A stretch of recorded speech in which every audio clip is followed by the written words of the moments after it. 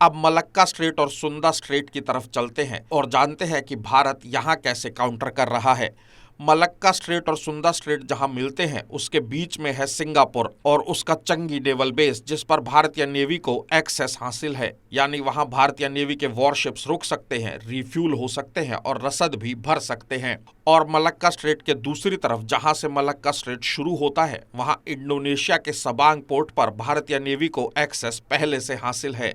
यानी Malacca strait में चीन को दोनों तरफ से रोका जा सकता है और मलक्का स्ट्रेट में चीन को रोक लिया तो चीन घुटनों पर आ जाएगा, क्योंकि चीन का 70% कच्चा तेल और 60% व्यापार मलक्का स्ट्रेट के रास्ते से ही होता है।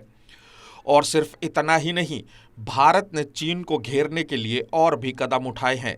जैसे वियतनाम के साथ हमारे मजबूत रिश्ते हैं, वियतनाम को हम मिसाइल और दूसरे हथियार दे रहे हैं, जबकि जापान के साथ भी भारत के रिश्ते बेहद मजबूत हैं। इसका मतलब ये हुआ कि चीन को भारत ने समुद्री रास्ते पर पूरी तरह से घेर रखा है। भारत के पीएम नरेंद्र मोदी अपने पहले कार्यकाल में मंगोलिया भी गए थे। वहां भी भारत ने कुछ अहम समझौते किए थे। हालांकि उन समझौतों पर आगे ज्यादा काम नहीं हो सका, लेकिन फिर भी भारत ने चीन को चारों तरफ से घेरने की एक मजबूत रणनीति पर काम किया है और उसे काफी हद तक घेर भी लिया है। लेकिन भारत के लिए मॉरिशस में बेस बना लेना ही सारी समस्याओं का समाधान नहीं है, क्योंकि एक मॉरिशस बेस से पकड़ मजबूत हुई है तो दूसरी तरफ मालदीव्स भारत के हाथ से निकल रहा है। मालदीव्स में मोहम्मद मोइज़ू की सरकार बन चुकी है और वो भारत के बजाय चीन की तरफ झुकाव रखते हैं। अब मालदीव्स जरूरी क्यों है ये भी समझ लीजिए। मालदीव्स इसलिए जरूरी है क्योंकि इसके ठीक ऊपर है 8 डिग्री और 9 डिग्री चैनल, जो एक क्रिटिकल चोक पॉइंट है। इस पॉइंट से एशिया से यूरोप के लिए जो भी व्यापार होता है वो गुजरता है। यानी दुनिया के व्यापार में मालदीव्स बेहद अहम हो जाता है।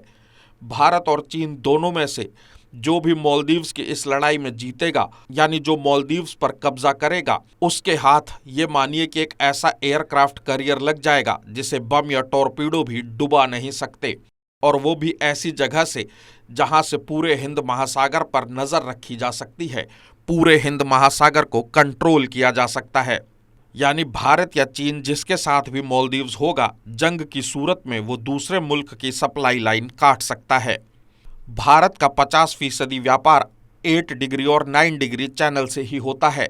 भारत की 80% ऊर्जा ज़रूरतों को भी इसी रास्ते से इंपोर्ट किया जाता है। दुनिया का 65% ऑयल ट्रेड मालदीव्स के करीब से ही गुजरता है और चीन का 84% तेल और गैस व्यापार भी इसी रास्ते से होता है। यानी भारत को एक फ्रंट पर जीत मिली है, लेकिन दूसरा फ्रंट मुश्किल में भी है। भारत को सावधान होने की जरूरत है और सच्चाई ये भी है कि अभी भारत और चीन की इकोनॉमी में जमीन आसमान का अंतर है। चीन का मुकाबला करने के लिए भारत को तेजी से बड़ी अर्थव्यवस्था बनने की तरफ कदम बढ़ाने की भी जरूरत है।